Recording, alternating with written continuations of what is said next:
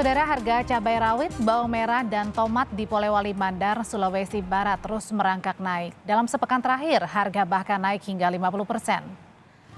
Cabai rawit yang sepekan sebelumnya masih di harga Rp63.000 per kilogram, kini naik menjadi Rp80.000 per kilogramnya. Sedangkan harga bawang merah ini naik harganya lebih dari 2 kali lipat, yang dari semulanya Rp25.000 menjadi Rp60.000 per kilogram. Selain itu, harga tomat juga melonjak. Dari Rp10.000 pada pekan lalu, kini naik menjadi Rp15.000 per kilogram. Sementara untuk cabai merah, cabai keriting mengalami kenaikan hampir 100%, dari Rp15.000 per kilogramnya menjadi Rp27.000 per kilogram. Menurut sejumlah pedagang, kenaikan harga dipicu kurangnya pasokan dari agen.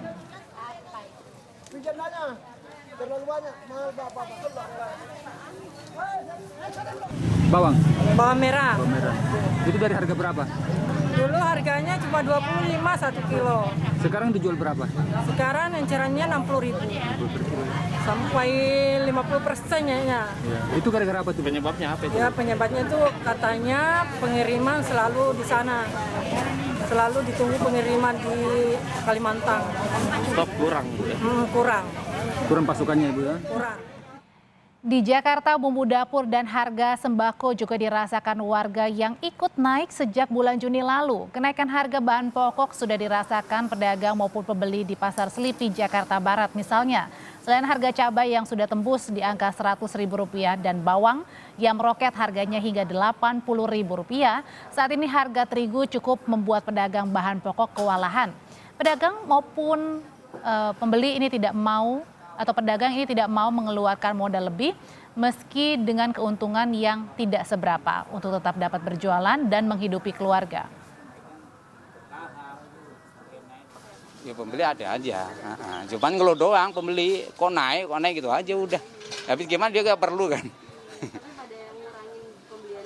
Ada yang ngurangin, ada yang nggak ada. Kalau emang keperluannya dia itu ya dia beli. Kalau emang nggak perlu banget ya main aja kurangin. Kurang bisa. Kurang. Kalau yang persentasenya malah kurang, bukannya nambah. Kan untung tetap aja gitu-gitu. Umpamanya 500 perak, 1.000 lah. Tapi modal kita nambah. Kan berkurang aja. Iya. Mengetahui respon para pedagang dan konsumen bahan pokok, kita akan tanyakan dengan jurnalis Kompas TV, ada Valencia Triksi dari Pasar Selipi, Jakarta Barat. Triksi, apa saja harga kebutuhan pokok yang naik selain cabai? Ya Audrey, selain cabai, harga yang ikutan naik adalah sayur-sayuran. Tadi seorang pembeli mengeluhkan kalau ternyata sekarang yang ikutan naik ada kol, ada sawi, ada juga sayur kangkung yang tidak disangka-sangka tiba-tiba harganya cukup naik. Lalu kemudian juga selain ada bumbu dapur, sayur-sayuran yang juga ikutan naik dan membuat pusing bukan hanya para pedagang dan juga pembeli adalah harga sembako, yakni tepung terigu dan juga telur. Kalau telur ini memang kita tahu harganya masih cukup tinggi dan untuk saat ini masih harganya stabil di harga Rp28.000 dan dikatakan ini sudah mulai berkurang harganya, mengalami penurunan. Kalau sebelumnya dari Rp29.000 dan bahkan bisa menembus harga Rp30.000 per kilogramnya, Audrey dan juga saudara. Jadi saat ini meski harganya stabil di angka Rp28.000 tapi hitungannya masih cukup mahal. Karena kalau melihat harga normalnya kemarin masih di harga Rp20 sampai Rp22.000 sebelum terjadi kenaikan ya Audrey dan juga saudara. Saat ini sudah melonjak mencapai Rp28.000 per kilogramnya. Lalu kemudian juga ada harga tepung terigu yang biasanya dijual dengan harga Rp7.000 per kilonya, saat ini sudah di harga Rp10.000 per kilogramnya. Nah, ini juga membuat komoditas lainnya yang terbuat dari tepung terigu ini ikutan naik sekitar 5%. Dan tadi kalau misalnya dikatakan juga susu juga naik, per kartonnya jadi Rp5.000, ada penambahan. Nah, ini yang kemudian dikeluhkan oleh para pedagang, oleh para pembeli, dan membuat mereka harus harus pintar-pintar mengatur uang kembali, mengatur pengeluaran mereka kembali untuk dapat memenuhi keseharian mereka, Audrey dan juga saudara. Lalu kemudian untuk terkait minyak, kalau di tempat ini tadi kami sempat bertanya ke sejumlah pedagang dan juga para pembeli, saat ini memang harga minyak sudah mulai stabil di harga 14.000. Nah, ini cukup membantu ya, sudah ada perhatian khusus dari pemerintah terkait minyak.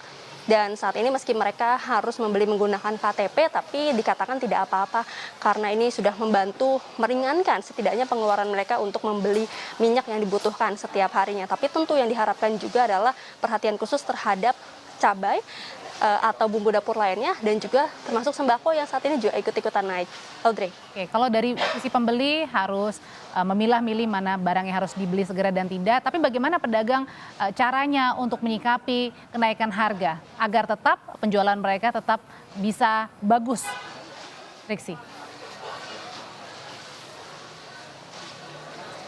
Iya, yang harus disikapi oleh para pedagang, sikap yang mereka ambil saat kenaikan harga ini sudah tidak bisa terkendali lagi adalah mereka pun sebenarnya merasakan keberatan, merasakan keluh kesahnya juga, tapi mau tidak mau mereka juga harus pintar-pintar bagaimana mengeluarkan modal agar tetap mendapatkan keuntungan. Tadi kalau misalnya salah seorang pedagang bercerita, dia biasanya membeli telur satu petinya itu sebelumnya di harga Rp300.000.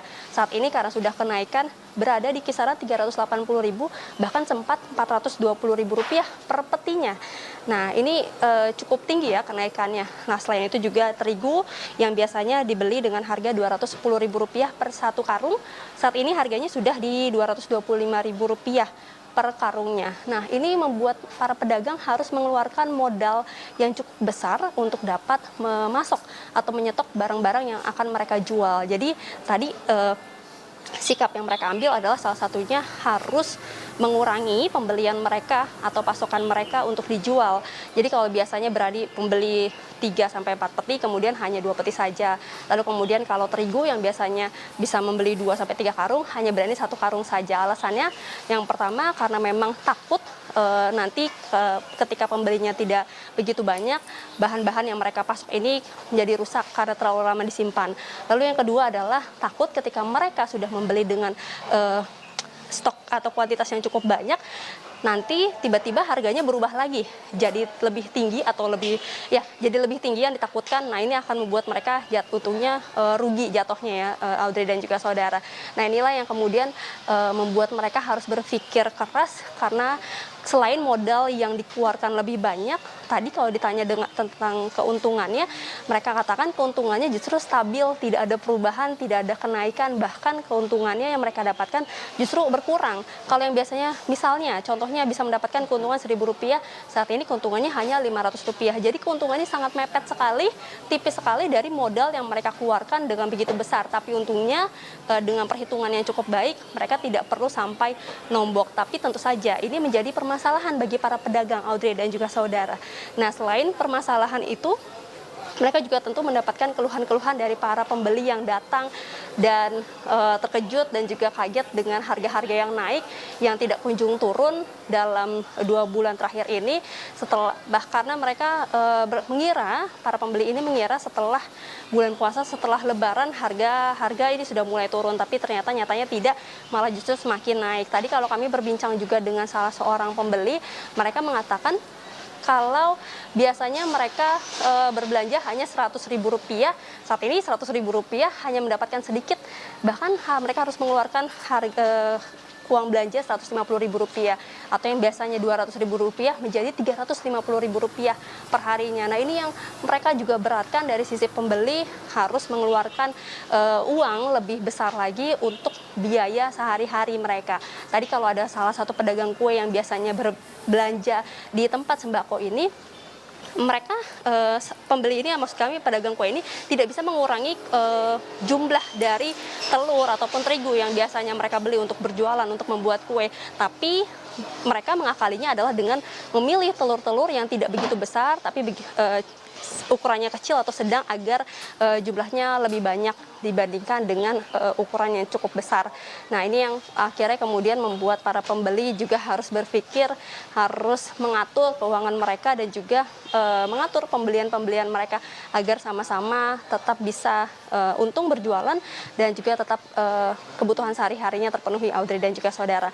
Harapan besar bagi para pedagang dan juga pembeli adalah bagaimana pemerintah turut memperhatikan harga sembako, harga bumbu dapur yang ikutan naik, yang terus naik harganya dan tidak kunjung turun, padahal di sini atau di pasar Slipi membutuhkan roda atau perputaran dari penjual dan para pembeli agar perekonomian tetap berjalan di tempat ini.